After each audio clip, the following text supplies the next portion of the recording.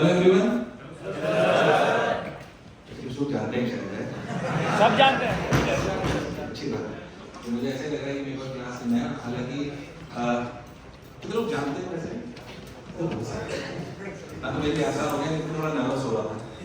वैसे तो शिक्षा में तो लोग पढ़ाने का मेरा काम है, तो फिर मैं ज़्यादा फॉर्मल बात नहीं करूँगा, इनफॉर्मल बात करूँगा, पर काम की करूँगा। सुनेंगे क्या हम लोग? Yes sir. मतलब जिस जगह पर खड़े हैं वहाँ पे जब आईटी तैयारी कर रहे थे, तो जब आईटी तैयारी करते हो यहाँ का ड्रीम होता है, यस और नो? Yes sir. जब मैं आईटी तैयारी करता हूँ, मुझे भी यहाँ पे ड्रीम, यहाँ पे ना ड्रीम था। मैं एक बहुत मध्यम वर्ग हिंदू माइथोलॉजी फैमिली से आता हूँ, तो मेरे साथ कुछ ऐसा हुआ जो मैं आपको बताना चाहता हूँ बिफोर एंटरिंग टू आईटी।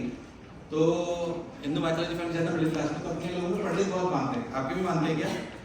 हो सकता है कहीं भी मानते, हो सकता है कहीं भी नहीं मानते, तो पंडित जी बहुत मानते हैं। तो हमें माता जी पंडित जी को ले गए सिलेक्शन से पहले, और उनसे बोला कि भाई इसका क्या होगा? तो उन्होंने बोला सिलेक्शन पक्का होगा। सरप्राइजिंगली वो सही भी थे। अच्छा, उन्होंने ये भी बताया कि सिलेक्शन होगा भी सही, और जहां जाएगा उसका नाम बी अक्षर से चालू होगा। तो मैं आईटी बॉम्बे के सपने देख रहा था। सरप्राइजिंगली मैं सिलेक्ट भी, उनकी बात सही थी, और ये भी सही थी कि मैं आईटी बनारस गया। हालांकि सपने मैंने यहाँ के देखे थे, but finally landed to BHU. It was a really great experience. तो बहुत बढ़िया मेरा वो रही। मैं ये बात आपको इसलिए बता रहा हूँ कि हम कई बार सपने देखते हैं, हो सकता है वो समय से पहले पूरे होते हैं, कभी समय के, पर आप लड़ते रहोगे तो पूरे जरूर होंगे। दावे के साथ आपको कह रहा हूं, जो सपने आज देख रहे हो, मैं मोटिवेट करने नहीं आया, काम की बात बताऊंगा, डोंट वरी अबाउट इट, है ना? बट ये याद नहीं, इट इज वेरी इंपॉर्टेंट। हम कोई भी काम बिना जुनून के नहीं कर सकते, यस और नो? जुनून नहीं, कुछ नहीं होगा, बाकी से फालतू की बात।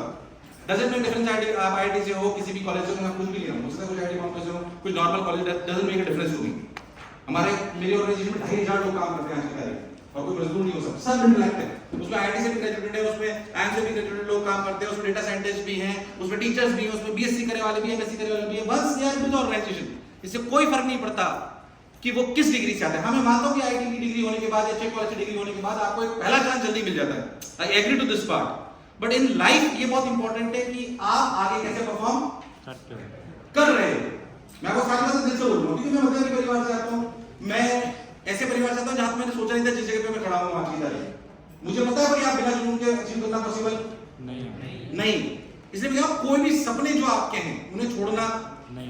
मैं कॉलेज में गया, मैं आपको बताता हूं, मेरी माताजी ने एक बात बोलती है, मैं बच्चों को बोलता हूं, वापस बात को रिपीट करता हूं, क्योंकि इट इज वेरी इंपॉर्टेंट। फर्क नहीं पड़ता आपकी जब आपने कॉम्पिटिटिव एग्जाम की तैयारी करी थी, या आप आज के स्टेज में हो या मैं आज की स्टेज में हूं, एक बात कॉमन है कि जुनून होना चाहिए। अच्छा, हम दुनिया की सारी नॉलेज नहीं ले सकते। हमारी माताजी ने एक बात बोली थी, भाई एक ही जगह गड्ढा खोदिए पानी निकलेगा। मुझे फर्स्ट ईयर में उन्होंने एक ही बात बोली थी। बहुत सारे बच्चे यहाँ पे कॉलेजेस में बैठे हुए हैं, वो कोई फर्स्ट ईयर में होंगे, कोई सेकंड ईयर में होंगे, कोई थर्ड ईयर में होंगे। उन्होंने एक ही बात बोली थी, भैया एक ही जगह गड्ढा खोदते हैं, एक ही जगह पानी निकलेगा। अगर आप जगह गड्ढा खोदोगे तो पानी नहीं। फर्स्ट ईयर में सोच लिया कि मुझे पढ़ाना है। फर्स्ट ईयर की छुट्टियां आने से मुझे क्लैरिटी थी कि मुझे पढ़ाना है। मुझे दो ही सपने थे, या तो मैं पढ़ाऊंगा या एस्ट्रोनॉट बनूंगा। आईटी में घुसने के बाद एस्ट्रोनॉट के बारे में बहुत सारी बातें पता करी थी। मेरे को लगा कि यार हो सकता है कि इसमें अगर चांस नहीं मिला तो पिताजी के बहुत सारे पैसे खर्च होंगे, जो थे ही नहीं। सच्चाई है ना? तो हमारे को हमारे डिसीजन हमारी काल परिस्थिति के हिसाब से भी लेना चाहिए, यस और नो? तो मैं टीचिंग में पढ़ा के देखते, पढ़ाना बहुत अच्छा लगा मुझे। मैंने कहा ये काम बहुत बढ़िया है। फर्स्ट ईयर में डिसाइड किया कि पढ़ाना है, second year, third year, fourth year. Why I am telling you this कि बहुत सारे बच्चे कॉलेज में आके मेहनत नहीं करते। बिना मेहनत के क्या हो जाएगा आप बताइए मेरे को। मैं 14 से 15 घंटे काम करता था when I was into college. ये मौज मस्ती की जगह नहीं, हालांकि बता रहा हूं ये 4 साल आपके जीवन के सबसे अच्छे हैं, बोलो है कि नहीं?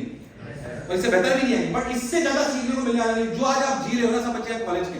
मैं कह रहा हूं मुझसे पूछे मेरी ड्रीम हॉलिडे क्या है, विश्वास मानिए मेरी ड्रीम हॉलिडे तो लंदन, स्विट्जरलैंड के, यूएस की नहीं है। वहां तो मैं घूम चुका हूं 20 देश। मेरी व्यक्तिगत ड्रीम हॉलिडेज आज की तारीख में ये जो जीवन आप जी रहे हो। आज मैं S5 हॉस्टल में गया, मुझे ऐसा लगता है कि जैसे हम कॉलेज में थे कि 4 साल अपने दोस्तों के साथ रहे और सिर्फ पढ़ते रहे। ये जो सीखने की प्रक्रिया आपको भी कॉलेज में मिल रही है, दोबारा आने वाली, यूटिलाइज इट। जैसे आप यूटिलाइज कर सकते हो उसको करिए, इससे बेहतर टाइम वापस नहीं आएगा। मैंने अपने जीवन में कॉलेज में क्या अच्छा करा मैं बताना चाहता हूँ। कुछ खराब नहीं करा, बताऊंगा, डोंट वरी। मन है भटक जाता है कभी कभी इधर-उधर, आपका भी भटका होगा। सुनना करने मुस्कुरा रहे हैं ना, सुंदर करने देखिए आपको भटका होगा।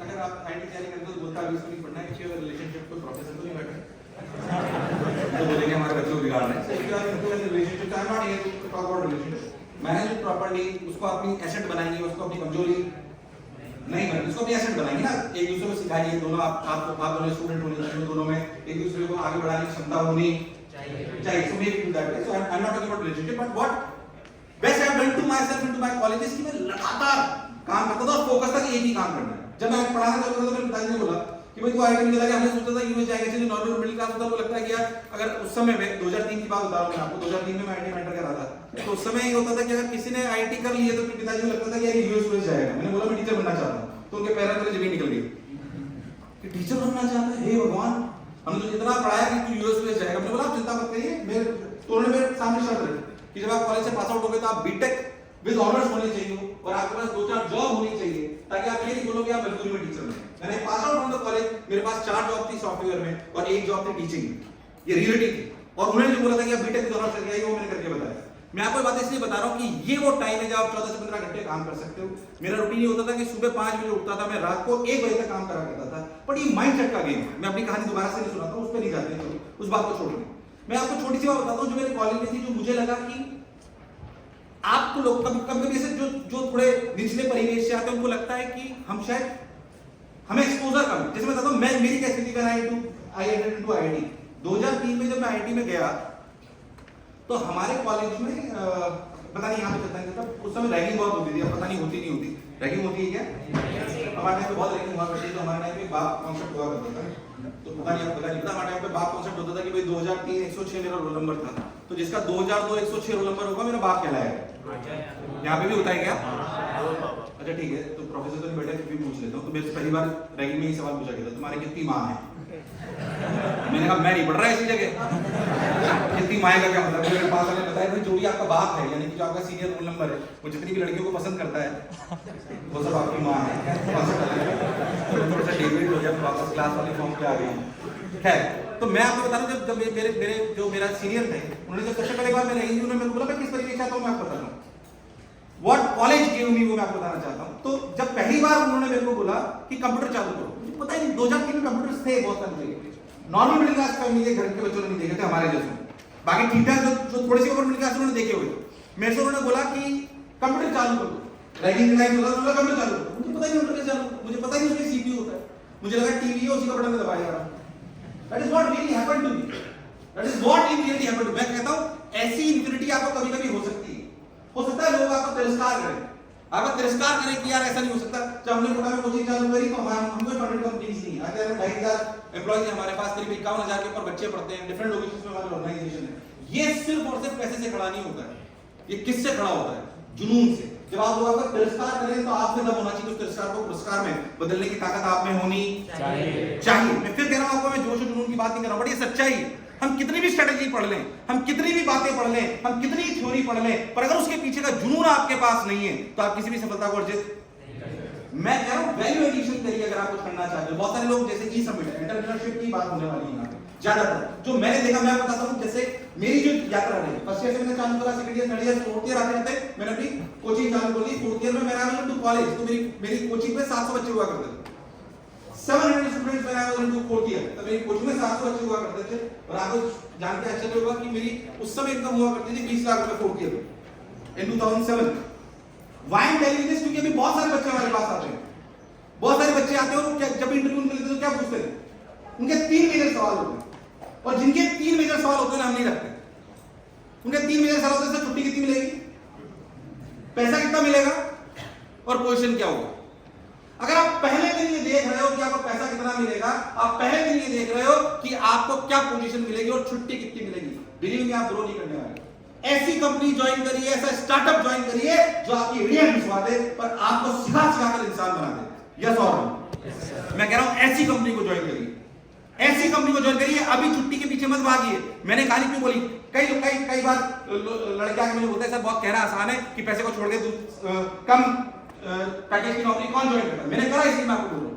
I was earning 20 lakh rupees along with my college and when I joined in Kota one of the institute, तो मेरी सैलरी सिर्फ और सिर्फ 6 लाख थी, सिर्फ और सिर्फ 6 lakh. But I jump to that place कि मुझे पता था कि मेरे सेक्टर का एक्सपोजर मुझे सबसे ज्यादा वहीं पे। मैं कह रहा हूं क्या है आपको क्लैरिटी है कि आप जीवन में क्या करने वाले हैं? कितने लोगों को क्लैरिटी है जीवन में क्या करने वाले हैं? ईमानदारी से अपने मन पे हाथ रख के बोल सकते हैं कि मैं ये करना चाहता हूं जीवन में। अगर और जिनको नई क्लैरिटी है, मैं कह रहा हूं घर जाके 2 घंटे आत्मचिंतन आत्मंथन करिए कि रियलिटी में आपको क्लैरिटी है या क्या हम दुनिया का सारा ज्ञान ले सकते हैं क्या? हम दुनिया का सारा ज्ञान, अगर हम दुनिया का सारा ज्ञान नहीं ले सकते, जीवन छोटा पड़ जाएगा। तो मैं नहीं कहता हम दुनिया में सारी चीजें बदल सकते हो, पर अगर आज 20 साल मुझे शिक्षा में काम करते तो मुझे पता है कि शिक्षाविद होने के नाते मेरा धर्म है कि शिक्षा में कुछ ना कुछ परिवर्तन ला के बताऊंगा। ये मेरा काम है। अगर 20 साल मुझे इसी सेक्टर में हो गए, मैं कह रहा हूं आज आपको उस बात की क्लैरिटी होनी, फिर हम उससे डेविएट नहीं होंगे। बहुत सारे लड़के, मैं आपको बताता हूं, मैं नाम लेना चाहता हूं, मैं आईटी में बहुत सारे विचारधारा परिवेश में आपको बताता हूं। हम 4 लोग थे, 4-5 दोस्त थे, मतलब तो हमारे के मैस में बहुत मिर्ची वाला खाना मिला करता था। तो बहुत मिर्ची वाला खाना मिला करता था, तो यार मेरे को लगा यार गड़बड़ है। तो हमने पास में पता करा एक जैन मैस थी वहां। उस जैन मैस में बहुत बढ़िया सादा खाना मिलता था, एकदम शानदार। तुम 4-5 दोस्त जो प्योर वेजिटेरियन थे, उनके लिए थोड़ा मिर्च वाला खाना चाहता था, तो हमने सोचा यार जैन मैस चला गए। तो जैन मैस जाने लगे, पर उस जैन मैस में खाना खाने के लिए मुझे वहां का खाना बहुत पसंद आता था, बहुत जबरदस्त, क्योंकि बिना मिर्च मसाला खाना था, बढ़िया शानदार था। हम 4-5 दोस्त वहां जाते थे। बस में एक ही समस्या थी कि उस वहां पे खाना खाने जाने के लिए शाम को आपको रोज 1 किलोमीटर पैदल चलना पड़ता था। कितना चलना पड़ता था? मुझे कोई फर्क नहीं पड़ता था उससे। सुबह से लेकर शाम तक काम करने के बाद 1 किलोमीटर पैदल चलना, खाना खाना भरपेट अपनी इच्छा का, मुझे वो समझ में आता। मेरे 4 दोस्त और थे, 4 दोस्त में मेरे कलीग थे कॉलेज में।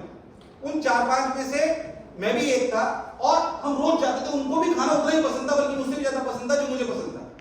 और उसमें से 2 ऐसे लड़के थे जो रोज क्रिप करते थे कि यार 1 किलोमीटर पैदल चलना पड़ता है, 1 किलोमीटर पैदल चलना पड़ता है, 1 किलोमीटर पैदल चलना पड़ता है। विश्वास मानो तो खाना मुझसे ज्यादा पसंद था। 15 दिन बाद उन्होंने वहां खाना खाने जाना बंद कर दिया। विश्वास मानिए, that is really happened. Why? क्या उनको खाना कम पसंद था क्या? नहीं, उनको वो 1 किलोमीटर चलने की समस्या बड़ी नजर आती थी।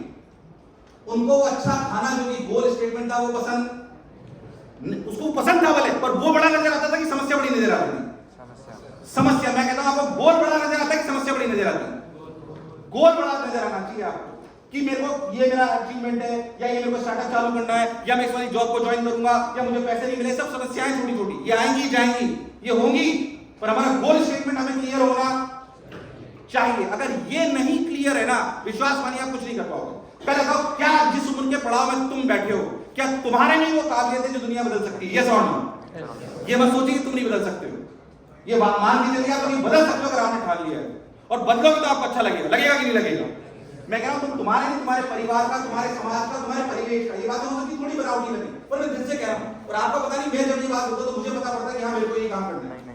इसलिए मैं आपको बात कर रहा हूं। मैं कह रहा हूं माइंडसेट चेंज करिए। जैसे कहते हैं ना कि मनस्थिति बदल दोगे तो परिस्थिति बदल दोगे। इसको बदलिए। मैं कहता हूं, मैं फिर नहीं पूछ रहा यहाँ पे कौन आईटी बॉम्बे में बैठा है, कौन कहां बैठा है। हमारी ऑर्गेनाइजेशन में जितने भी लोग आते हैं, इसके बाद कोई फर्क नहीं पड़ता कि वो कौन से कॉलेज से आता है। मैं मानता हूं कि इनिशियल ज्वाइनिंग आपकी किसी कॉलेज या किसी कौन से आप कॉलेज से आ रहे हो उससे हो सकती है, बट एक बार आप कंपनी में एंटर कर रहे हो, उसके बाद आप परफॉर्म कैसा करते हो मैटर करता है। यस और नो? क्या दुनिया की सारी बड़ी ऑर्गेनाइजेशन सिर्फ आईटी वाले आईएम वालों में बड़ी करी है? नहीं, ऐसा बिल्कुल। मैं इसलिए बोल रहा हूं, यहाँ आईटी वाले बहुत सारे बैठे हैं, और मैं तो आईटी का ही ग्रेजुएटेड हूं। हमें एक और बड़ी कमी होती है, गलत फहमी हो जाती है। हमें गलत फहमी हो जाती है। सही बता रहा हूं मैं आपको। कुछ आईटी बैठे हुए बुरा लग रहा हो, कुछ बच्चे आईटी बैठे हुए, बोल रहा हूं एक बात तो कान खोल के सीख लो। आईटी का गुरूर अगर आपने पाल लिया कि मुझे सब आता है, विश्वास मानो 4 साल बाद नॉर्मल इंजीनियरिंग कॉलेज से आपका दोस्त पास आउट हुआ था और आपसे ज्यादा उम्मीद है वो आपको ऊपर नजर आएगा। ये मैं वो दावे के साथ कह सकता हूं, क्योंकि आप आज शायद दुनिया आपने देखी हो, मैंने देखी है। तब मैं आपको बात कह रहा हूं, जितने बच्चे आईटी के बैठे हुए उनको कहना चाहता हूं कि किसी भी नॉर्मल इंजीनियरिंग कॉलेज के बच्चे को, किसी भी बच्चे को कम ना आके और खुद में गुरूर नहीं पाले कि मुझे सब आता है। आपको सब आता, ये एटीट्यूड होना चाहिए। मुझे सब सीखना है, मुझे सब सीखना है, मुझे सब आता है। ये एटीट्यूड से काम चलने वाला, मुझे सब सीखना। अगर ये एटीट्यूड आप में होगा तभी आप आगे बढ़ पाओगे। अच्छा, फिर से मैं आपसे बात करूं, कौन सी कंपनी ज्वाइन करोगे? जो कम पैसा देगी या ज्यादा पैसा देगी या एक्सपोजर ज्यादा देगी? एक्सपोजर ज्यादा। शुरुआती कंपनी वो ज्वाइन करोगे जो आपको क्या ज्यादा देगी?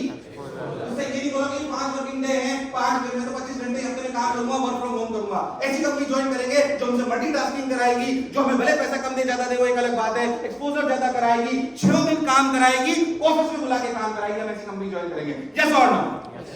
5 साल बाद मैं कोई छोटी बात और बताऊंगा। असलियत में जब मैं आईटी में था तो चलता था ऑर्कुट। सुना है क्या आपने?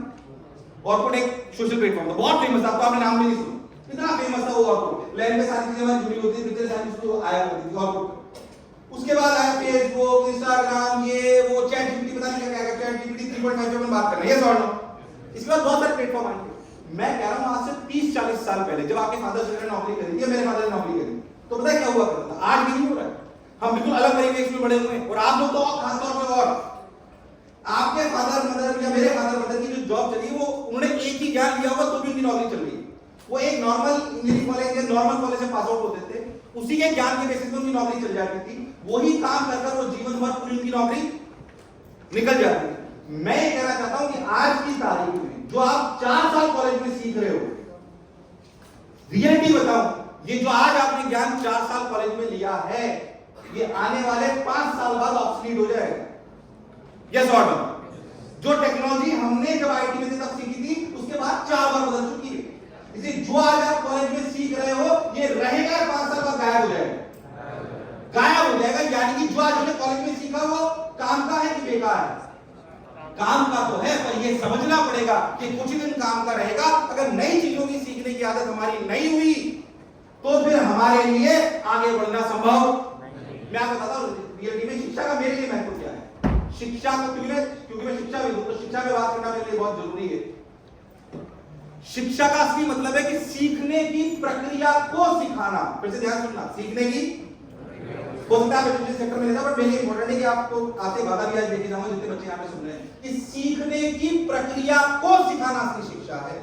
क्योंकि जो आज सिखाया जा रहा है वो 5 साल बाद ऑब्सोलीट हो जाएगा। बच्चे में यह आदत होनी चाहिए कि कुछ भी नया आए तो उसमें सीखने की क्षमता होनी, that is what you have to build if you really want to excel in your life. एक बात तो याद रखना, जीवन भर विद्यार्थी रहना है। जीवन भर क्या रहना है? विद्यार्थी। याद रखना है बात, जीवन भर अगर आप स्टूडेंट नहीं रहे तो आप किसी भी कीमत पे आगे बढ़ना आपके लिए संभव नहीं। बहुत सारे बच्चे भी जॉब को ज्वाइन करेंगे, जो मैंने आपको बोला बात करी, बहुत सारे बच्चे स्टार्टअप चालू करेंगे। कितने लोग स्टार्टअप चालू करना चाहते हैं? बहुत सारे लोग स्टार्टअप चालू करना चाहते हैं। मैं आपके स्टार्टअप जर्नी की आपको बताता हूं क्या क्या करनी होती है, ध्यान सुनिएगा फटाफट से, है ना। वैसे बहुत सारी बात आपको स्टार्टअप के लेक्चर में इस समय में मिलेंगे, मैं अपना अनुभव आपके साथ साझा करना चाहता हूं। पहले बात समझिए कि स्टार्टअप चालू करने का मतलब आप एक लीडर बनना चाहते हो, आप एक विजन को, गोल को अचीव करना चाहते हो, यस और नो। पहली बात है विजन शुड बी इनफाइनाइट, जो दूसरों को इनफाइनाइट लगे। अगर आज की तारीख में मेरा शिक्षा को लेकर कोई विजन है तो पहले मुझे शिक्षाविद होना पड़ेगा। अगर आप चाहते हो कि मैं कोई, मान लीजिए कि कोई चेन को चालू करना चाहता हूं, मैं तो कह रहा हूं जो ट्रांजिट चेन्स हैं, जो डिस्ट्रीब्यूशन चेन्स हैं, उनमें रिवॉल्यूशन लाना चाहता हूं, डिसरप्शन लाना चाहता हूं, तो आपको उस पूरी चेन का 100% नॉलेज होना चाहिए। जो भी आप करना चाहते हो, जिस पे आप स्टार्टअप करना चाहते हो, मैं कहता हूं क्या आप अपने दावे से कह सकते हो कि उसकी डीप नॉलेज आपसे ज्यादा किसी को, तब आपको विजन दिखाई देगा। Why people around you will accept as a leader? Why? Let me tell you. Why? क्यों? आप मुझे प्यार से बात करोगे सिर्फ इसका एक्सेप्ट नहीं करेंगे, वो आपको इससे एक्सेप्ट करेंगे एज ए लीडर। आपकी कंपनी जब आप चालू करोगे आपको तब वो एज ए लीडर एक्सेप्ट करेंगे जब उन्हें ये पता पड़ेगा कि ये आदमी वो है जो हमसे भी बहुत ज्यादा दूर का विजन देख पाता है। और आप वो विजन तब देख पाओगे जब आपको उसकी 100% नॉलेज होगी। इसलिए कह रहा हूं एक गड्ढा खोली। जो आपको बनना है, मैं कह रहा हूं आपको लगना है स्टार्टअप चालू करना है, आप सोच रहे हैं मुझे स्टार्टअप चालू करना है। स्टार्टअप चालू करने से पहले मेरी आपसे रिक्वेस्ट होगी, जो गलती मैंने करी मैं आपसे कहना चाहता हूं। अरे गलती तो मैंने नहीं करी, क्योंकि second year, third year, fourth year में मैंने खुद की कोचिंग चलाई थी, तो मुझे एंटरप्रेन्योरशिप का थोड़ा बहुत आइडिया हो गया था। पर फिर भी मैं जो स्टार्टअप चालू करना चाहता हूं उनसे कहना चाहता हूं कि अगर उनको स्टार्टअप का आइडिया है कि उन्हें जीवन में कौन सा स्टार्टअप लाना है, तो उसी सेक्टर से इन्वॉल्व क्या पहले कुछ सालों तक जॉब कर लेनी आपको, और जो बहुत आपसे काम कर रहा है उस जगह जॉब कर लेनी चाहिए, थोड़ी बहुत, भले हो सकता है कि आप पार्ट टाइम ही करें, पर वो अपने को करनी, उससे आपको एक्सपोजर मिलेगा कि हाँ ये नॉलेज करिए। क्यों मैं आपको बताता हूं, ध्यान सुनिए। मैं एज ए इंडिविजुअल टीचर काफी फेमस हुआ 2007 से, जब से मैंने पढ़ाना चालू करा, मतलब 2003 से पढ़ाना गया था वैसे तो मैं, पर जब मैं कोटा में गया था एज ए इंडिविजुअल टीचर में काफी फेमस हुआ। तो बच्चे मेरे पास बहुत सारे आने लगे, मुझे कोई टेंशन वाली बात नहीं। But when we jump into other sectors की, आईटी भी आ गया, नीट भी आ गया, फाउंडेशन कोर्सेज भी आ गया, हमने सेंटर्स भी खोलना चालू करे, तो मुझे समझ में आया कि ये मेरी इंडिविजुअल स्किल है पढ़ाने की, और जो एंटरप्रेन्योरशिप स्किल है ये बिल्कुल अलग है, ये बिल्कुल अलग है। एंटरप्रेन्योरशिप बिल्कुल, आप एक इंडिविजुअल स्किल की वजह से कहीं तक पहुंच सकते। मान लीजिए बहुत अच्छे कोडर हो, मैं कह रहा हूं क्या बहुत अच्छा डॉक्टर बहुत अच्छा हॉस्पिटल चला सकता है क्या बहुत अच्छा कोडर बहुत अच्छी बड़ी आईटी कंपनी खड़ी कर सकता है क्या? हाँ, अगर वो अच्छा कोडर है और उसके पास एंटरप्रेन्योरशिप स्किल्स भी है तो उसके ज्यादा प्रबल चांसेस होंगे कि वो अच्छी कंपनी चलाएगा। यस और नो? यस और नो? मैं कह रहा हूं आप ऑटोमोबाइल इंडस्ट्री का कार मेकिंग कंपनी बनाना चाहते हो तो पहले आपको एक अच्छा मैकेनिक होना चाहिए, एक ऑटोमोबाइल इंजीनियर अच्छा होना जिसको डीप नॉलेज होनी। मैं कह रहा हूं एक इंडिविजुअल स्किल को बिल्ड करिए, उसके बाद एंटरप्रेन्योरशिप स्किल्स को बिल्ड करिए कि एचआर कैसे होगा, ब्रांडिंग कैसे होगी, मार्केटिंग कैसे होगी, बैलेंस शीट कैसे देखी जाएगी। मुझे पता ही नहीं था। आप बात करिए, आप जाके आश्चर्य होगा कि कोचिंग चालू करने के 5 साल बाद तक मुझे बैलेंस शीट पढ़नी नहीं आती थी, मैकेनिक्स भी लगा, पर मुझे समय के साथ समझ में आया कि ये करना भी आना चाहिए। राइट आदमी को राइट जगह प्लेस करना सबसे इंपॉर्टेंट बात है लीडरशिप की। सही आदमी को हायर करके सही जगह पे, कोई आपकी लीडरशिप में जितने भी लोग आएंगे जिनको आप हायर करोगे, आज की तारीख में आप अपने को-फाउंडर चुनोगे कि नहीं चुनोगे? को-फाउंडर चुनोगे, उनको सोच समझ के आप अपने को-फाउंडर्स अपने साथी सहयोगी कैसा रखना चाहते हो? अपने जैसा, यस और नो? नहीं, अपने से स्मार्ट, अपने जैसा थोड़ी रखना है। अपने जैसा रखो तो फायदा क्या होगा? अपने जैसा नहीं रखना है, जो तुम्हें पसंद आता हो उससे शादी करनी है।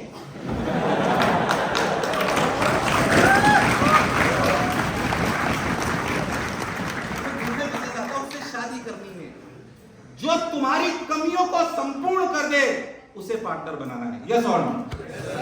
उसे पार्टनर बनाना है, उसे अपना कलीग बनाना है। इस बात को आप समझिए।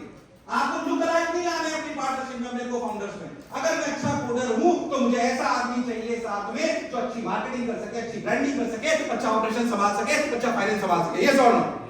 मैं भी कोडर, वो भी कोडर, तीसरा भी कोडर, तीनों कोडर, कुछ नहीं हो रहा आपका, यस और नो? मैं बात कर रहा हूं ऐसी तरह की, बातें सारी काम की कर रहा हूं, यस और नो? मुझे सब गलती आप विश्वास करो, मैं अपने बारे में बताता हूं आपको। मैं इतना हमारे परिवार में किसी ने बिजनेस नहीं करा, दूर तक सब सर्विस क्लास टोटल। तो पहली बार मेरे पास एक आदमी है, उसने बोला कि सर आप शीटें छपाते हो? मैंने कहा छपाते हैं। कैसे शीटें छपाते हो? मैं आपको है ना, आप मेरे को 50,000 रुपए चेक दे दो, मैं पूरे ट्रक का पेपर खरीद लूंगा और आपकी कॉस्टिंग 50% आ जाएगी। मैंने कहा अच्छा, ये तो व्यापारी गुण लग रहे हैं अच्छे से। मैंने उसे 50,000 रुपए चेक दे दिया, वो आज तक आया ही नहीं। मैं आज सोचूं मुझे हंसी आती है, उसमें क्या ऐसा भी काम कर सकते हैं? ये भी बता रहा हूं मैं आपको, कोई उसका बैकग्राउंड चेक नहीं करा, कुछ नहीं करा, कुछ भी नहीं। That is what I have done to myself. मैं कहता हूं ये समझदारी भी कोई एक व्यक्ति में होनी। अच्छा, आप अपना फाउंडर कैसे चुनते हो, अपना साथी सहयोगी कैसे चुनते हो? मैं आपको छोटी सी बात और बता दूं। एक ग्राफ है मेरे पास, दिखा पाएंगे क्या? उसी काम की बात आपको बता दो, जाके काम की बात।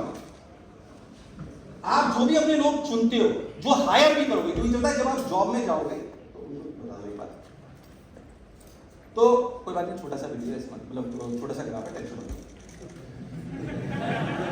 मैं बहुत बोल तो नहीं कर रहा हूँ, मैं बहुत तेज तो नहीं बोल रहा हूँ, मैं धीरे भी बोल सकता हूँ।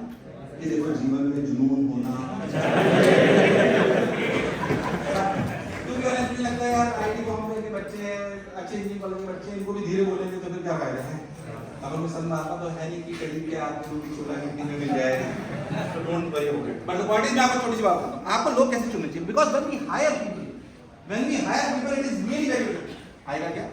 हां, व्हेन वी हायर पीपल, हमें ऐसे लोग चाहिए होते हैं। ये आप समझिए, मैक्सिमम परफॉर्मेंस और ये क्या है?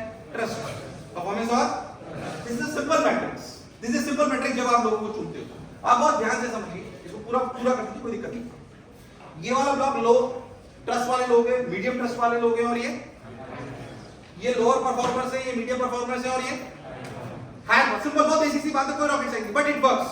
या आपको मैनेजमेंट की बुक्स में मिल जाएगा। मैंने बहुत मैनेजमेंट की बुक्स पढ़ी जब मुझे लगा कि आपको ऑर्गेनाइजेशन को बिल्ड करना है, कोई आपको गोल अचीव करने के लिए आपको मैनेजमेंट का आइडिया होना चाहिए। जैसे बात है, उसमें एथिकल होना बहुत आवश्यक है, नहीं तो आप कुछ भी नहीं कर पाओगे। झूठ बोलिए, कभी कोई ऑर्गेनाइजेशन बड़ी नहीं होती, थोड़े दिन के लिए बड़ी हो सकती है, लॉन्ग टर्म के लिए बड़ी, ये मैं आपको दावे के साथ कह सकता हूं। मैं बात ये चालू करने से पहले इसलिए बोलना चाह रहा हूं, बहुत सारे लोग स्टार्टअप चालू कर रहे हैं, उनके लिए धीरे-धीरे समय के साथ, मैंने बहुत सारे स्टार्टअप्स को ऐसे देखा है जो समय के साथ ये भूल जाते हैं उनका गोल क्या था, उनका रियलिटी में ड्रीम क्या था। वो डेविएट होते होते सिर्फ उस पिच डेक तक ले जाते हैं जिससे पैसा रेज होगा, यस और नो? सिर्फ वो उस पिच डेक तक ले जाते हैं जहां से क्या रेज होगा? पैसा। मैं कह रहा हूं ऐसा अगर आपने अपना जो ड्रीम है वो छोड़ दिया, सिर्फ ऐसा पैसा लाने के लिए आपने बात कर ली जिससे आपको इन्वेस्टर को तो आपने समझा दिया, पर कंज्यूमर को उसके लिए उसकी वेलबींग में इसमें कोई इंप्रूवमेंट या फिर ड्रीम को पड़ गया, आप कभी भी अचीव नहीं कर पाओगे। क्या आपने बहुत बड़ी कंपनी को फेल होते देखा है? यस और नो? फूड पांडा 2012 में आया, फूड पांडा 2012, फूड पांडा का नाम सुना? 2012 में आया, इतनी $1 बिलियन की उनको फंडिंग थी। इन अ स्पैन ऑफ 1 ईयर वो 45 कंट्रियों में चले गए, 45 कंट्रीज। बट वो मूल मुद्दा भूल गए। क्या मूल मुद्दा भूल गए कि उन्होंने किस लिए फूड पांडा चालू करा था? उन सर्विसेज पे उन्होंने कोई ध्यान। आज की तारीख में फूड पांडा को जानते हैं सिर्फ इसी केस स्टडी में, क्यों कैसे फेल हुआ। यस और नो? पैसा उनके पास बहुत आया, उनके पास पैसा बहुत आया, उनके पैसे की कोई कमी नहीं थी। इन्वेस्टर ने आज की तारीख में आपको कोई 500 करोड़ रुपए दे देगा ना, तो आपको पता नहीं पड़ेगा उसे कैसे खर्च करना है, आपको आइडिया ही नहीं आज की तारीख में। आप थोड़े दिन के लिए खुश हो गए और लॉन्ग टर्म में आप दुखी होने वाले हो। क्या मेरी बात क्लियर है? मैं कह रहा हूं ऑर्गेनाइजेशन चलाने के पैसा चाहिए, yes I agree to this. अच्छे अच्छे एजुकेटर्स को, अच्छे अच्छे आपके मैनेजमेंट के लोगों को साथ रखने के लिए आपको पैसा चाहिए, इसमें कोई शक और संशय वाली बात नहीं। बट ये भी सच्चाई कि सिर्फ पैसा एक इनेबलर है, असलियत में ऑर्गेनाइजेशन उससे बड़ी होती, वो जुनून और गोल से होगी और आपके एस्पिरेशन से आगे बढ़ेगी। जब आप अपने लोगों को सुन रहे हो तो ध्यान से सुनिएगा। ट्रस्ट वाले लोग जो लो ट्रस्ट और लो परफॉर्मर है, क्या आप उसको साथ रखना चाहते हो? क्या ऐसा आदमी जिसका ट्रस्ट भी लो और जिसकी परफॉर्मेंस भी अच्छी, ऐसे को कोई रखना साथ नहीं चाहता। यहां पे आप देखोगे इस वाली जगह पे, इस वाले कॉलम में, तो इसका हाई ट्रस्ट है और हाई, क्या ऐसे लोगों को सब साथ रखना चाहते हैं? पर ऐसे मिलना इतना आसान आप भी नहीं हो इस जगह पे अभी। हम खुद तो मानते हैं कि हम यहीं पे ही। आपकी कंपनी जब आप चालू करते हो तो क्या ट्रस्ट 100% होता है? हाँ होता है, खुद का तो होता है, खुद थोड़ी छोड़ के भाग जाएंगे। ये वो लोग हैं जो कहते हैं मेरा आएगा वो होता, पैसे देके मैं निकल लूंगा। आप कंपनी खोलोगे तो आपका ट्रस्ट है कि नहीं? बट आपको तो पहली बार इस जगह पे बैठना ही बैठना है। आपको तो इस जगह पे बैठना ही बैठना है। अगर आप यहाँ नहीं बैठे, इसमें एक बात पहले से फील्ड है, क्या ट्रस्ट आपका 100% है, पर आप 100% परफॉर्मर हो कि नहीं आपको पता होना चाहिए। उसके लिए आपको मेहनत करनी आनी चाहिए। उसके लिए आप कुछ नहीं हो सकता। आप दूसरे को बता रहे तेरे को करना चाहिए, खुद तो करते ही हम खुद तो करते ही नहीं। रोज 12 घंटे काम करना चाहिए, मैं 12 बजे सो के उठूंगा। ऐसे कंपनियां अभी खड़ी होने वाली 100% नहीं होगी, 100% नहीं होगी। जो काम आप दूसरे को कह रहे हो, इनिशियल स्टेजेस ऑफ कंपनी कह रहा हूं, जब आपकी कंपनी 500,000 मिल जाएगी तब नहीं शायद, पर जब आप 5 से 10 15 लोग हो तब आपको क्लैरिटी मिलती है। जो 15 लोगों को काम आता है वो आपको सारा काम आना चाहिए। वो कहानी आपने सुनी है, आपको मैं फिर से रिपीट कर दूंगा, फिर से दोबारा बोलता हूं। गांधी जी के पास एक औरत गई, एक लेडी गई और गांधी जी के पास बोली कि भाई ये मेरा बेटा है और ये जो है गुड़ बहुत खाता है, आप पर ये आपको मानता बहुत है, पर ये आपको मानता बहुत है, बस आप इसी कंधे पे हाथ रखो और ये बोल दो कि ये ना गुड़ मत खाया कर, तो गुड़ खाना बंद कर दे। गांधी जी ने बोला 1 महीने बाद, 1 महीने बाद लेडी फिर आई अपने लड़के को लेके और ये बात बोली। गांधी जी ने बोलता 1 महीने बाद गांधी जी ने कंधे पे हाथ रखा और बोला बेटा गुड़ मत खाना। लेडी लेके चली गई। 1 महीने बाद वो लेडी फिर आई, मुझे गांधी जी बोला गांधी जी इसने आपने बोला था इसे गुड़ खाना बिल्कुल छोड़ दिया, मुझे गुड़ खाना बिल्कुल छोड़ दिया। पर उसने बोला कि गांधी जी एक बात बताओ, मैं जब 1 महीने पहले आई थी आप तभी से कंधे पे हाथ रख के बोल देते कि बेटा गुड़ मत खाएगा, ज्यादा बड़ा नुकसान करता है। तो गांधी जी ने बोला कि मैं बात इसलिए नहीं बोल पाया क्योंकि तब मैं भी बहुत गुड़ खाता था, तो पहले 1 महीने मैंने गुड़ खाना छोड़ा। सही स्टोरी नहीं सुनी तो काम की है। सीख देना बहुत आसान है, पहले उस सीख को अपनाना बहुत इंपॉर्टेंट है। यस और नो? मैं कह रहा हूं आप टॉप और कहां गए हो? फोटो सुंदर है वैसे, ऐसी बात नहीं है।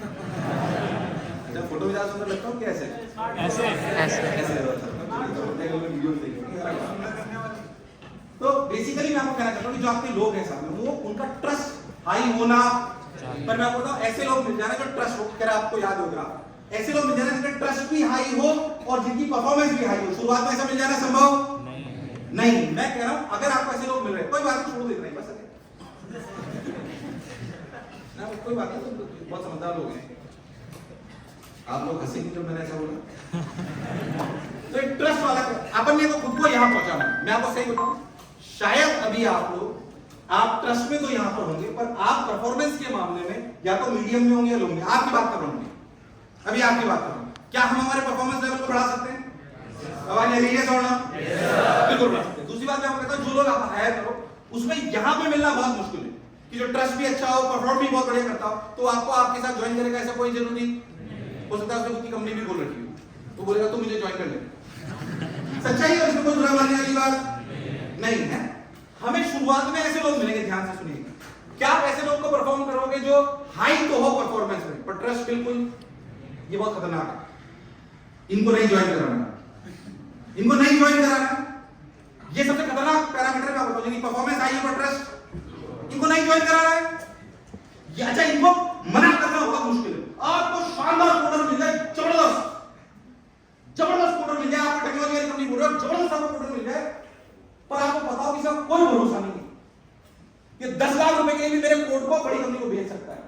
तो फिर ऐसे को हायर करने की जरूरत पर उसको मना करना के लिए भी करेज चाहिए। यस और नो? मैं कह रहा हूं उसके ट्रस्ट लेवल को जज करिए। आपको लोग अगर इस कैटेगरी में कहीं पे मिल जाते हैं जो ट्रस्ट हाई है और मीडियम परफॉर्मर है, अगर ये वाला आपको आदमी मिल जाए, बिलीव मी आप सबसे ज्यादा लकी होंगे जिसका ट्रस्ट हाई और परफॉर्मेंस। अगर ये आपको मिल गया, मैं कह रहा हूं हो सकता है थोड़ा बहुत ट्रस्ट भी मीडियम हो, ये भी मीडियम हो, या ट्रस्ट मीडियम हो और परफॉर्मेंस हाई हो, तो इसको आप अपने व्यवहार से इसके ट्रस्ट को बढ़ाया जा सकता है। पर जिसका लो ट्रस्ट हो उसको किसी कीमत पे हायर करना, मैं आपसे बोलना चाहता हूं कि इन दोनों कॉलम पे आप, इसको तो आप वैसे भी हायर नहीं करोगे, पर इन दोनों कॉलम से बहुत बचना है। ये मेरा व्यक्तिगत अनुभव है, ये मेरा व्यक्तिगत अनुभव है। ऐसे को कभी भी अपने को फाउंडर बनाना नहीं, कभी नहीं बनाना। मैं कह रहा हूं बहुत सारे लोग ना, आप पैसा जब आप कंपनी में जोड़ते हो ना, आप समझो कि कौन लोग आप पे विश्वास करते हैं, कौन लोग आप पे भरोसा करते हैं। एक ही तो बात है, एक ही तो बात, एक नहीं। मैं आपको बात मतलब मेरे को भी अंदर समय के साथ समझ आया। मैं आपको छोटी सी केस स्टडी सी बताता हूं। ब्लंडन का नाम सुना है आपने कभी? ब्लंडन एक बहुत बड़े रोड वॉकर थे यूएस में, है ना? एक बुक्स पढ़ा था, पढ़ते हो नहीं पढ़ते? अब तो यूट्यूब बहुत बढ़िया चीज है। मैं तब आपको कह रहा हूं जब मैं रोज 2-3 घंटे पढ़ता हूं, तब मैं आपको बोल रहा हूं रोज 2-3 घंटे पढ़ता हूं, उसके बिना कुछ नहीं हो सकता। मैं आपको कह रहा हूं विद्यार्थी जीवन आपका चालू रहना। ब्लंडन के एक व्यक्ति थे, वो रोप वॉकर यूएस में थे बहुत। तो यूएस में रोप वॉकर है, तो उन्होंने क्या करा, मतलब बहुत फेमस रहे अपने टाइम पे। उन्होंने क्या करा, नायग्रा फॉल्स सुना है तुमने? नायग्रा फॉल्स में बहुत तेज हवाएं चलती है। उन्होंने एक छोर से लेकर दूसरे छोर तक रस्सी बांधी और सारी मीडिया को इकट्ठा कर लिया। एक तरफ से दूसरी तरफ रस्सी बांधी और सारी मीडिया को इकट्ठा कर लिया और उस रस्सी पे चल के बताया पूरे यूएस में। उनको आप ढूंढोगे गूगल में दिखाई देंगे, यही सारी सुनाई देगी जो मैं आपको कह रहा हूं। कोई नहीं मतलब कोई मैंने मन से नहीं बनाई। तो जब वो इधर से उधर चले तो दुनिया में उनका बहुत सारे अखबारों को फ्रंट पेज छापा। फिर उन्होंने दूसरी बार वापस रस्सी उधर बांधी। अगली बार उन्होंने क्या करा, तो डंडा लेके गए, उस डंडे से उसके रोप पे वॉक करा और उन्होंने उसमें करतब दिखाया। तब दुनिया में और नाम उनका। तीसरी बार गए तो ब्लाइंड फोल्ड करके चले गए। ऐसे 4-5 बार उन्होंने करा। एक बार वो गए और रस्सी के बीच में जाकर बहुत भीड़ इकट्ठी होने लगती थी जब वो कोई भी कचरा करने वाले होते थे वहां पे जाकर नायग्रा फॉल्स में रस्सी बांधकर। एक बार वो गए और बीच में जाके खड़े हो गए और बहुत सारी जनता थी, तो उन्होंने बोला कि डू यू बिलीव कि मैं आज कुछ ऐसा कर सकता हूं जो आपने नहीं सोचा हो? तो सबने बोला यस वी बिलीव यू कि आप कुछ ऐसा कर सकते हो जो दुनिया ने अभी तक नहीं सोचा। फिर उन्होंने पूछा कि डू यू बिलीव मी कि मैं वो कर सकता हूं जो आज तक किसी ने ना करा। तो सबने बोला यस वी बिलीव यू कि आप ऐसा कर सकते हो जो दुनिया ने आज तक। उन्होंने बोला कि मैं एक आदमी को अपने ऊपर बिठाकर इस रोप पे वॉक करूंगा इधर से उधर। फिर उन्होंने पूछा क्या आपको लगता है कि मैं ऐसा कर सकता हूं? सबने बोला यस वी बिलीव यू कि आप कर सकते हो। फिर उन्होंने बोला पर वो आदमी आप में से कोई एक होगा। रियलिटी में वो आदमी आप में से कोई एक होगा। जितने लोग सामने खड़े थे वो विश्वास तो करते थे कि हाँ ब्लंडन ये कर सकता है, पर जो उसका साथी सहयोगी था, जो उसका साथी था, जो उसका रियल मैनेजर था, जो उनके साथ बचपन से रहा करता था, उसी में वो हिम्मत थी कि वो उस पे बैठकर उनके साथ पूरी रोप पे वॉक करा। मैं कह रहा हूं जो ब्लंडन को सुनने आए थे, देखने आए थे, उन पे विश्वास करते थे, पर उनका वो साथी था जो उन पे भरोसा। मैं कह रहा हूं ऐसा साथी आपको चाहिए जो आप पर भरोसा करे। जिस दिन दुनिया बोल रही है कि तुम सफलता नहीं पाओगे, उस दिन भी वो आपका साथ। ये कहना आसान है, मिलना इतना आसान नहीं है। मैं कह रहा हूं ये कहना आसान है और मिलना इतना आसान। जिस दिन आप भूलोगे आपकी दुनिया बदल जाएगी। फिर मैं आपको कह रहा हूं आपकी दुनिया बदल जाएगी। इन छोटी छोटी बातों को ध्यान रखोगे तो आप रियल एंटरप्रेन्योरशिप के जो भी आप करना चाहते हो उसमें आगे बढ़ जाओ। फिर मैं कह रहा हूं पैसे के पीछे मत भागिए, पैसे के पीछे मत भागिए। पैसा ऑर्गेनाइजेशन चलानी चाहिए, मैं मान रहा हूं, पर सिर्फ इन्वेस्टर्स को पिच करने के लिए अपना कोई प्रोडक्ट को हम अपन डेली। मैं कह रहा हूं दुनिया में क्या वो पिक्चर चलती है जो डायरेक्टर के हिसाब से बनती है, प्रोड्यूसर के हिसाब से? दुनिया में कौन सी पिक्चर हिट हुई है जो डायरेक्टर के हिसाब से बनी है, प्रोड्यूसर के हिसाब से? जिस पिक्चर में, जिस मूवी में प्रोड्यूसर ने बता दिया कि स्टोरी ऐसी होनी चाहिए, वो मूवी आज तक। इसे डायरेक्टर आप हो, आपकी मूवी के हीरो भी आप हो। कोई प्रोड्यूसर आकर आपकी मूवी को बदल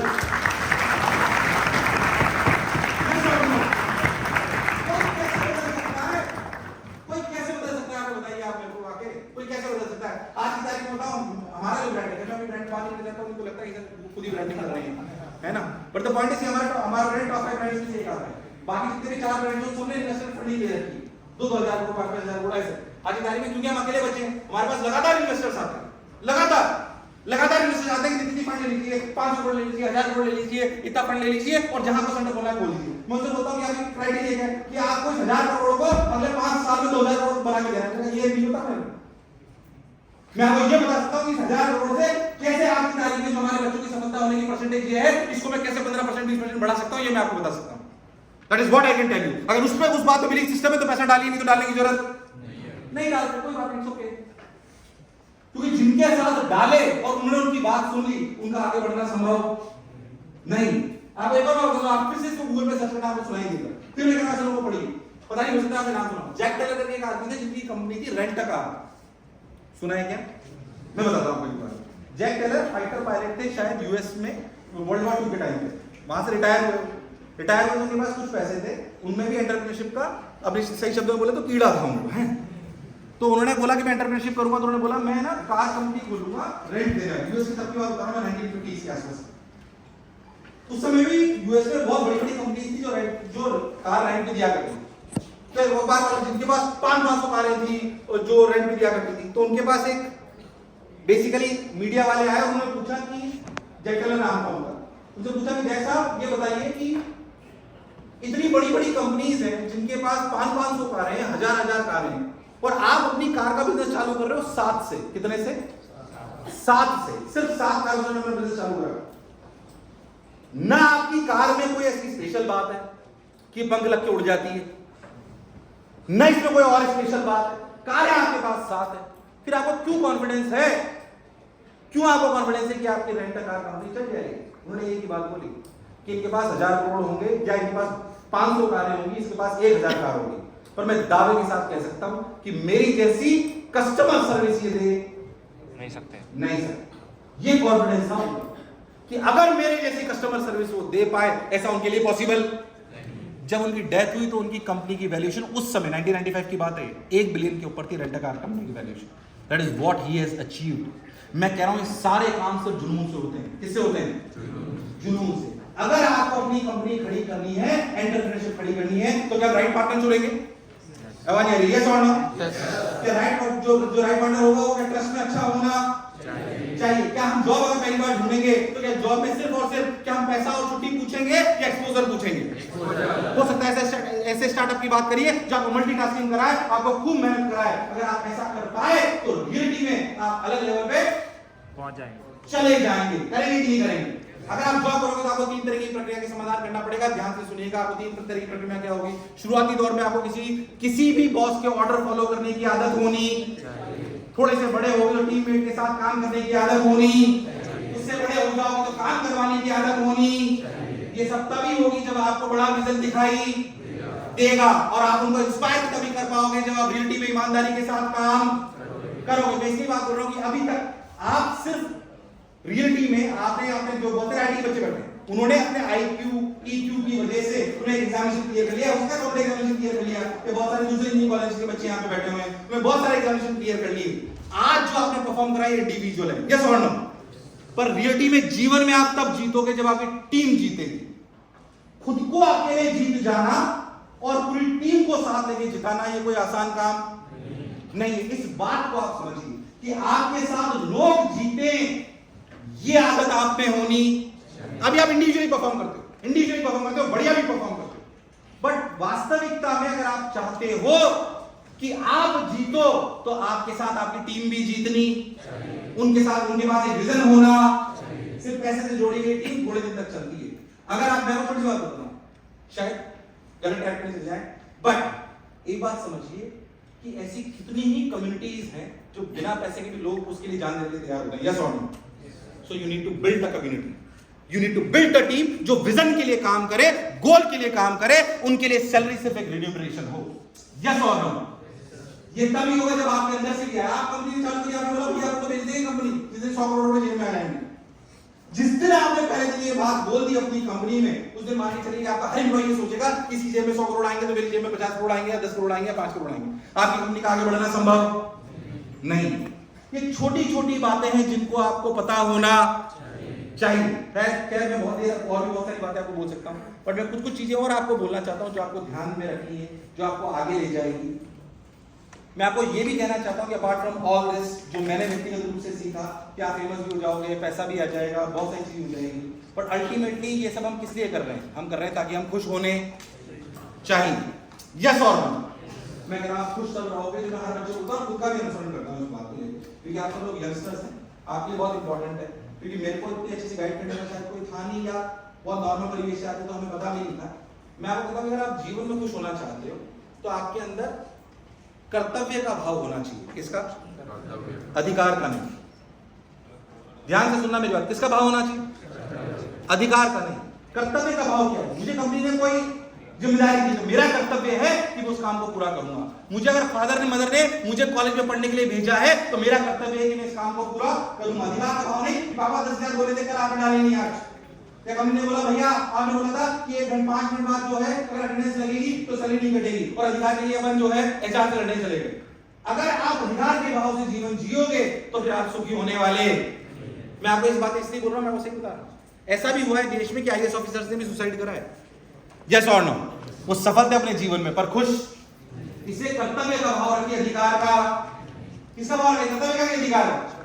और तुमको जानते रहिए। मैं कह रहा हूं आपकी असली समस्या क्या, मैं आपको बताऊं।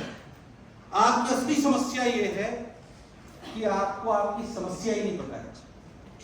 मैं आपको ईमानदारी से कह रहा हूं आपकी असली समस्या ये है कि आपको आपकी असली समस्या, क्योंकि आप आत्मचिंतन नहीं करते, खुद को जानते नहीं। आपको सबसे ज्यादा कौन जानता है? आपको सबसे ज्यादा कौन जानता है? खुद नहीं, मम्मी पापा नहीं, मोबाइल। हंस दिए तो सही बता रहा हूं। तुम्हें सबसे ज्यादा कौन जानता है बताता हूं, कौन? Mobile phone. ये टेक्नोलॉजी का यूज करिए, आएगा है तुम्हारे। आज अपनी जाके YouTube इंस्टाग्राम की फीड को देखना क्या आता है उसमें। अगर तुमने कैटरीना ढूंढी होगी ना 6 महीने पहले, वो आज तक दिखाई देगी, और उसके आसपास की सारी हीरोइनें दिखाई देगी, गर्ल्स बैठी हुई बहुत। अगर आपने फैशन के प्रोडक्ट्स देखे होंगे तो आपको इंस्टाग्राम फेसबुक पे वही दिखाई देंगे। ये कौन है? आवाज नहीं रही, ये कौन है? मैं कह रहा हूं तुम्हें सबसे ज्यादा कौन जानता है? एक काम रोज करिए, रोज मतलब 7 दिन का, इसलिए मैं कहता हूं एक काम करता है। जब भी आप सोशल मीडिया की फीड देखते हो 7 दिन में उसको इसलिए देखिए कि ये सही फीड आ रही है या गलत आ रही है। गलत मतलब कुछ भी डिस्ट्रैक्ट करने वाली आ रही है कि भाई जो है अक्षय का रुमाल गिरा, लड़कियां झपटी, ऐसी रील्स क्या जो खूब चलती है, मतलब उनके चलने का कोई, आप ध्यान से देखोगे, मेरा आपको एक ऑब्जर्वेशन बताऊं अपनी, सबसे ज्यादा वो रील चलती है जिनमें या तो वायलेंस होती है या डिस्ट्रक्टिव बातें होती है। यस और नो? मैं आपको ईमानदारी से बात कर रहा हूं, सबसे ज्यादा रील वो चलती है आज की तारीख में जिनमें या तो वायलेंस हो या डिस्ट्रक्टिव बातें होती है। अगर आपकी सोशल मीडिया की फीड में वो चीज आ रही है जो आपकी लाइफ से रिलेवेंट नहीं है तो ऊपर 3 डॉट आते हैं कि नहीं आते? उन 3 डॉट पे क्लिक करिए, लिखिए आई एम नॉट इंटरेस्टेड। ऐसा 5 बार लिखोगे ना तब वो मानेगा कि हाँ इंटरेस्टेड नहीं है, तब वो आपको ऐड दिखाना बंद करेगा, तब ऐसे नहीं दिखाना बंद करेगा। जो आज अपने घर पे जाके पूछिए कि मेरा गोल क्या है, और आने वाले 15-20 दिन में या 1 महीने में सिर्फ उस गोल से ओरिएंटेड ही आपको आपकी सोशल मीडिया में फीड दिखाई देगी चाहिए। अगर ये कर लिया, मैं फिर कह रहा हूं तुम्हारी रियलिटी में तुम्हें जो जानता है वो कौन है? मोबाइल। 6 महीने पहले भी तुमने जो सर्च करा था उसे आज भी पता है। तुम 6 महीने पहले जब इस वाले रेस्टोरेंट में गए थे तो इसके बाद तुम कौन सी पान की दुकान पे गए थे ये भी उसे पता है, तुम्हें सजेस्ट कर देगा। यस और नो?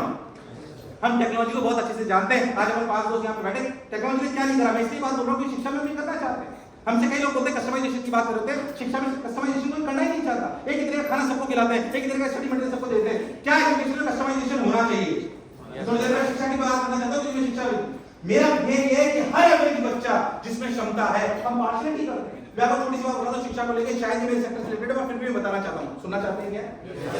5 मिनट आपको लूंगा, पर हालांकि तुम्हारे लिए रिलेवेंट नहीं, बट मैं आपको बता दूं आज से 5-7 हजार साल पहले, 5000 साल पहले जब कोई भी नॉर्मल आदमी शिक्षा ले नहीं सकता था। 5000 वर्ष पहले जब शिक्षा का प्रारूप कैसा था? राजा का बच्चा, मंत्री का बच्चा या कोई जमींदार का बच्चा, जो बड़े बड़े जमींदार होते थे जिनको अलग नाम दिए जाते थे, उनके बच्चों को सिर्फ गुरुकुल में पढ़ाया जाता था। तो जब वो गुरुजी के पास जाते थे तो गुरुजी को पता होता था कि राजा का बच्चा है, और वो जानते थे कि किस युद्ध में अच्छा हो सकता है, मल्ल युद्ध में अच्छा है, चाणक्य नीति में अच्छा है, किस में अच्छा है। वो उसे अच्छे से जानते थे क्योंकि उस गुरु को सिर्फ 4-5 बच्चे ही पढ़ाने होते थे जो अच्छे हुआ करते थे, यानी कि राजाओं के और महापुरुषों के बच्चे होते थे। यस और नो? उनको पढ़ाया जाता था, सिर्फ उनको पढ़ाया जाता था, और वो गुरु था जो जानता था कि बच्चे में क्या काबिलियत है, कि गदा युद्ध में अच्छा होगा,